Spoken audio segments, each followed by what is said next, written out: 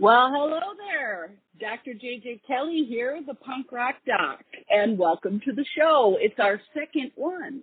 We take calls, and you ask questions, I answer them, you barf your problems, and you leave feeling better. That's the idea. So, if you want to call in, we're at 515-605-9822. Again, that's 515-605-9822. So, I will also take questions from the chat, so you can put something in there. And we love this jacket, and it's just for show because it's so damn hot here. There's no way I could wear that for another second.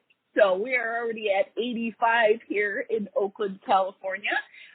What's the weather like where you are, Christy, my producer? We're sort of the opposite. We got pretty damn cold, so we're just only in about the 60s right now. Oh, that sounds pleasant. Is it unpleasant, 60? It's okay, but we were 90, so that drop has been a little rough. Yeah, those changes are like, whoa, shell shock. But I don't sleep when it's this hot. I wake up sort of like, dragging ass, you know? And, but I do think it's an opportunity for a reminder because in general, with this like reemergence, from COVID, I think that we are all kind of dragging ass a little bit and expecting that we're going to be fine when we don't really have the same energy that we used to have, you know? So taking things a little more slowly, expecting a little bit less of yourself. And that's okay. Not like beating yourself up with some sort of negative self-talk about how you should, the shaming shoulds, how you should be able to do, you know, have the productivity level that you did pre-COVID. I'm not sure that was such a hot idea in the first place. So why doesn't everybody just take this opportunity to downshift a little bit and reemerge into life outside of our houses with some ease, some patience, some compassion for self? Because what I see instead of what I just suggested is really like aggro driving, like a little bit of like edgy paranoia and just kind of jerky, you know, almost like everybody's walking around and any sound they see, they're like, what the fuck was that? You know? Do you see any of those where you are, Christy? Yes, definitely. The sort of hyper vigilant, hyper anxious all the time. Yeah, I sure do. That like quickly turns to like pissed off and everything's your fault, stranger. Jesus Christ. Yeah. Everyone's just got to ease off the gas pedal a little bit. So, okay, so we got any callers? We got any questions? We do have stuff on deck if you haven't called yet, but please feel free to put something in the chat or call the number. What do we got, Christy? We've got a couple of questions. Groovy. So let's start with Allie. Allie has a question. Lovely. Her question Allie's is, one of our I'd love to ask. Sorry. Yeah. Go ahead. It's okay. Allie says, I'd love to ask if you have any tips or tricks for helping my nervous system settle and decompress after doing highly stimulating training or competitions. Yeah. Well, okay, so Allie is one of our advanced students. We call them the docs at UnorthoDocs. We had calls from docs last week as well. These folks have been doing the emotional intelligence skills training program for literally years, and they are more emotionally intelligent than the majority of clinicians with doctorates. Definitely anybody I supervised at the doctoral level. So I'm real proud of them. And I like the way that question is asked, too. It's very specific. That allows me to really get in there and offer answers that are more intelligent and more useful And that means callers and people that ask questions in the chat as specific as you can get. And Allie did a great job here. So, knowing Allie, I know that she is up-leveling in her MMA competing and training. So how does one calm down? It's funny because if Allie were here live, I bet she would know how to answer this question herself. And I probably would ask what she thought. But what I think is sort of along the lines of what I was just saying in the powering down, but to actively power down, breathing is always our friend. And everybody says that too, oh, just breathe or whatever. But 3 deep abdominal breaths that is filling up your abdomen like a balloon on the inhale and then emptying that balloon on the exhale, 3 of those will calm your central nervous system down. I am a big fan of laughing, and I love the laughing yoga guy. The idea being that laughing also is almost an instant calmer of the central nervous system. So I know Allie and her twisted sense of humor, which I absolutely love. So anything that makes you laugh, everybody's got some of those YouTube videos that no matter how many times you watch them, they're absolutely hilarious. So those are always on deck. I'm laughing because I'm thinking of I think the dude, I think they're Scottish, and it's like an adult kid. I think it's his dad. I don't know for sure. But a kid is always hiding around the corner and then scares his dad, and the dad's always saying in a Scottish accent, which I could not do, but the dad's always like, you bastard. And I'm this close to peeing my pants watching even like 3 of those, and they're just like one after the other. Do you have anything, Christy, that's your go-to that just makes you giggle? Oh, yeah, so much. There's this, it's a video of a kid drinking a LaCroix, like a seltzer, and he's gonna, he's gonna shotgun it because he's being real cool. And he drinks about half of it, and they're so carbonated, right? And he goes, yeah, oh no, what do I do? And he turns around and he runs into the garage door that's halfway down, right in the forehead, farts really loud, and then just hits the deck. It's one of the funniest things I have ever seen. I mean, it does not. It's often dark like that, right? Falling down. I mean, I always, of course, hope no one's hurt. But the scaring, the falling, like anybody being like kind of out of control of their body is absolutely hilarious. For those, I went to University of Wisconsin. I was born and raised in Wisconsin, and I lived in the dorms on campus that are way down Lakeshore, and that's a hell of a walk too in the wintertime. I remember watching, Madison, Wisconsin, totally beautiful, lakes on either side. Boy, I'm going to not tell that story. That just jumped in my mind. The other story is that I sat there walking home on the trail, walking back to the dorms on the trail, and I watched this dude try to ride a 10-speed on the frozen lake. I mean, I know it's kind of mean, but god damn it, like, what are you doing, A? I mean, bravo for effort. What kept happening is, like, his weight would, like, make the wheel go really fast, and then it would stop, and then really fast, and then he would fall, and the bike would shoot out and, like, far from him on the ice, and he'd have to walk over and get out of it. Try it again and again. It was the biggest shit show I've seen in my life to date. I mean, oh my gosh, I would so pay admission. We didn't have like phones to record that. Oh man, I don't even want to think about that. Makes me miss what I never had, because I would watch that video daily.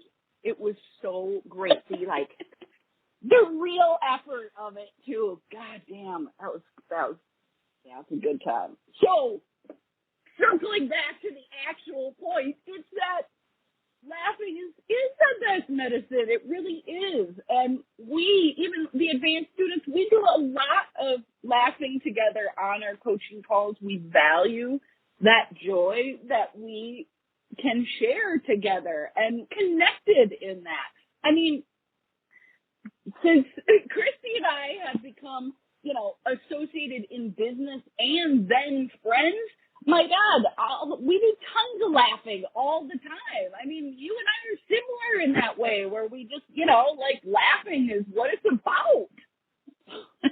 Totally. I don't know. And it does. You can feel it. You can feel yourself lightening up with laughter. So there are a bunch of other things that you could do after like a hardcore workout. I mean, a salt bath is another thing to do to power down. But, giving it time. When you've been through something that is like physically very taxing or emotionally very taxing, you just need quiet, dark, no stimulus time.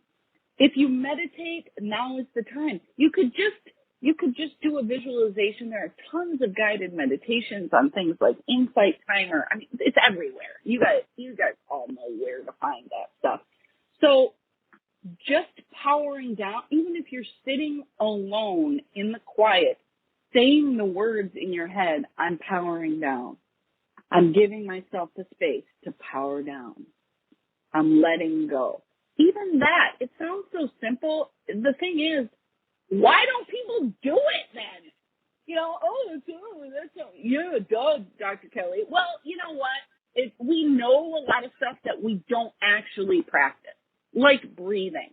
People say breathing all the time. They don't actually deliberately take 3 abdominal breaths in order to power down their central nervous system. And that is the easiest thing you can do. So remembering to remember is the thing. So that's what I got for Allie, and I bet Allie would have some points to add to that. That would be just fantastic. So maybe we'll get some follow-up I can ask her today on the coaching call. All right. Yeah. What else we got, Christine? We have a question from Kevin. So Kevin says that he feels like a prisoner of his own nervous system. He feels like he has a lot of intrusive, counterproductive thoughts, and when they come up, they just trigger his anxiety, and he doesn't know how to get out of this cycle. God, that's a great question. Kevin's new, right? We don't know Kevin? I don't know Kevin? Yeah, I know Kevin. You don't know Kevin. Oh, cool. Well, thanks, Kevin. That's a great question, and thanks for being so specific. Once again, that's what I like. Then I can do a better job of giving you something useful you can actually apply to your life. So there are a lot of ways that my brain goes with this question. The way to, I think, crystallize it for Kevin, you're probably believing your worry thoughts. If we have a thought that actually then he's saying trigger, if it activates us emotionally, chances are we believed it as true. And what we do is in UnorthoDocs Inc. With the participants, we do a lot. Even with the advanced students, we go back to basics and we do a lot of remembering to separate thoughts and feelings. So when you have an intrusive thought like that, you ask yourself, well, Jesus, I just thought that. Wow, that's dark and scary. What am I feeling right now that generated that thought? Remember, the thoughts are generated by emotion. And if you just stay with the thoughts and you treat them as facts, it's going to spin anybody out. The shit that I think, oh my God, nice place to visit, but you would not want to live here. And I'm like a happy, pretty healthy person, and I still have dark thoughts because I'm a human being. And emotions generate all kinds of weird shit. So don't get wrapped up in the content of the thought. And meditation instructs us in this kind of thing all the time. Just let the thoughts pass. Now, that can be one of those things where it's like, whoa, shit, I can't let the thoughts pass. If I could let them pass, I wouldn't be asking the goddamn question. Yes, I'm with you. So, when you have an intrusive thought, and if you care to follow up, I would love to know one of those so I can be even more useful to you. But let's say it's probably a worry thought. A what if. People get real caught up. Oh, what if this happens? What if this happens? Like future trippy stuff. So his intrusive thoughts are mostly related to health. Mostly health stuff, fears about health. Okay. Yeah, okay. So we validate the fear. And then just in the validation, and validation in this case could just mean I am scared right now. I'm having these worry thoughts. So walk it back from the thoughts to the feelings. Don't stay up here. Bring it down into the body and ask yourself, what am I feeling right now? It's probably in the fear camp. And, download and print out an emotions wheel or list, and so that you can expand your vocabulary for the word fear, because apprehension is different than nervousness, is different than dread. So you want to expand your vocabulary so you can get as specific as possible, because that raises the efficacy of these skills.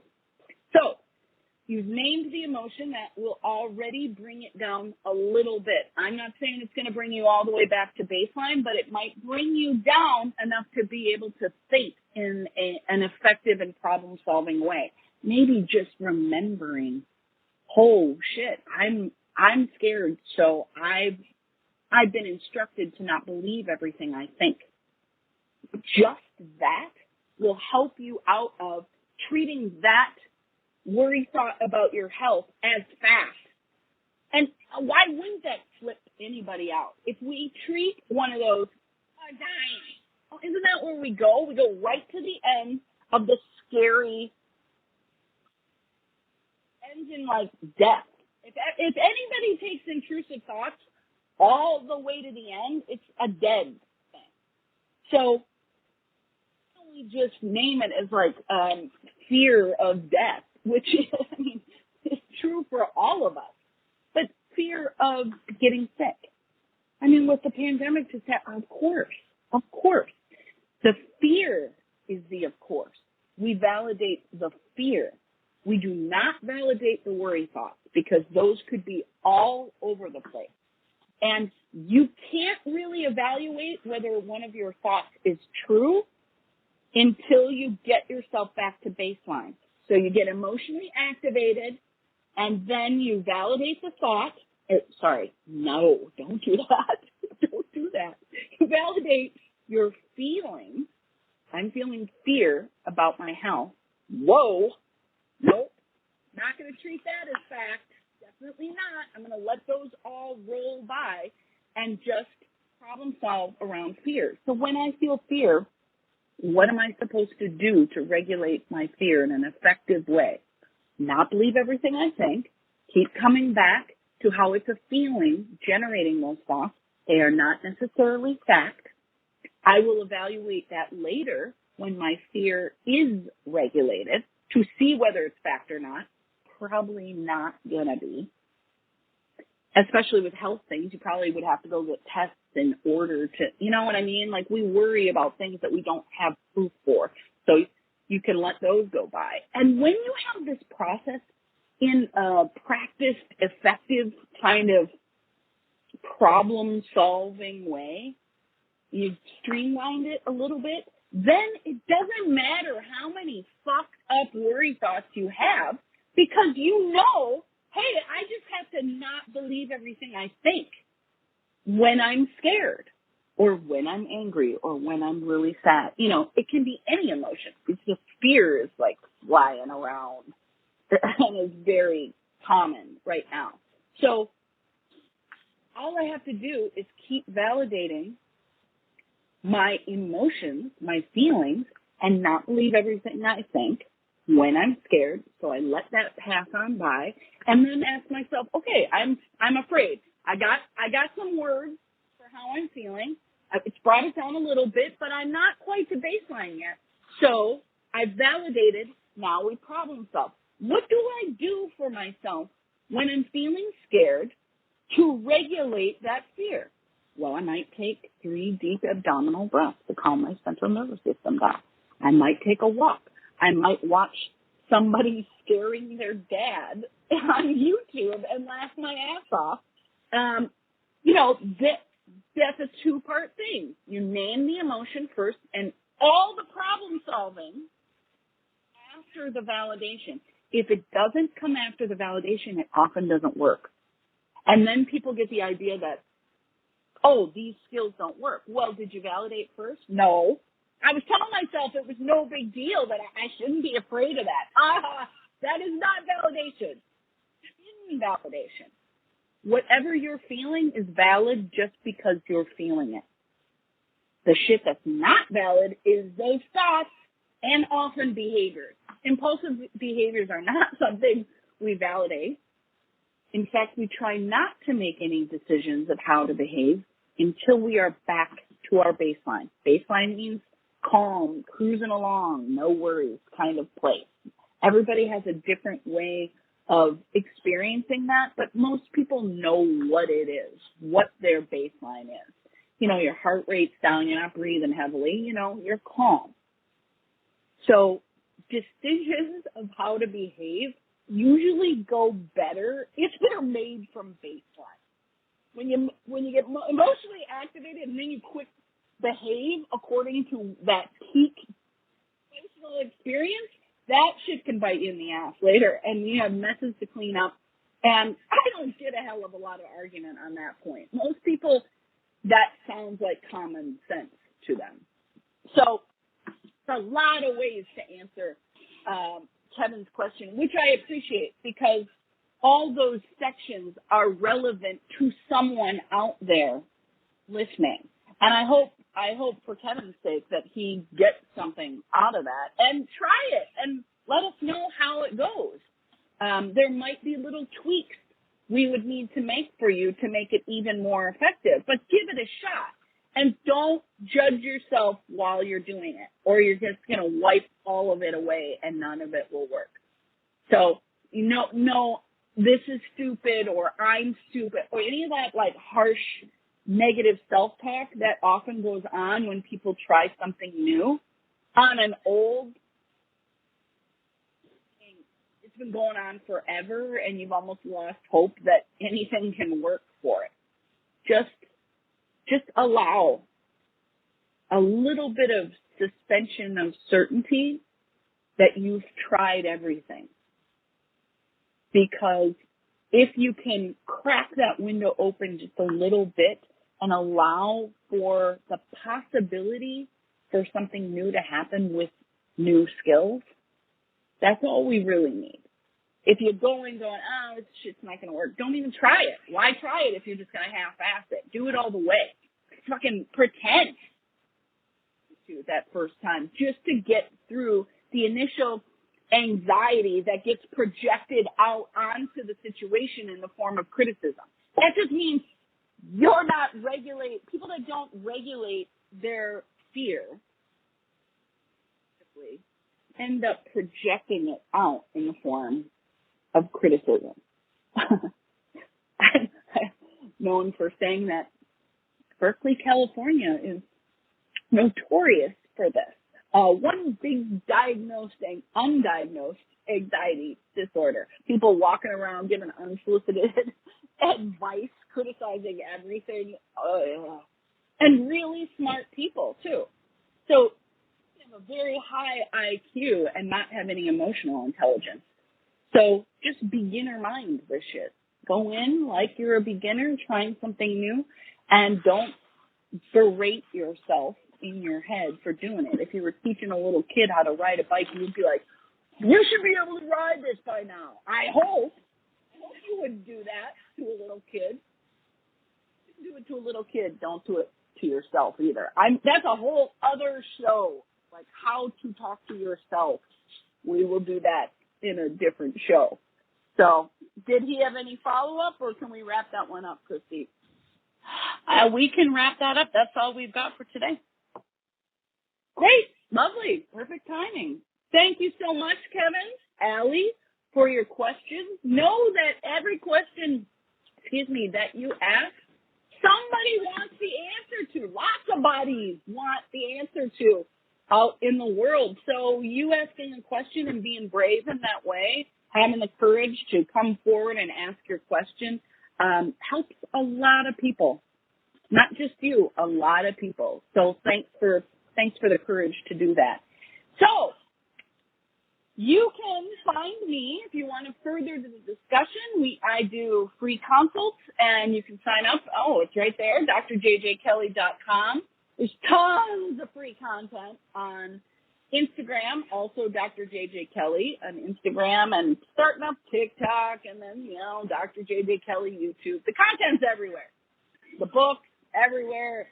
You can get a lot of information for free on my different social media sites. So, thank you for tuning in to the Punk Rock Doc Live. We will be here on Blog Talk Radio next Tuesday at 11 a.m. PST. And thanks so much. We will see you next week. Happy people act right.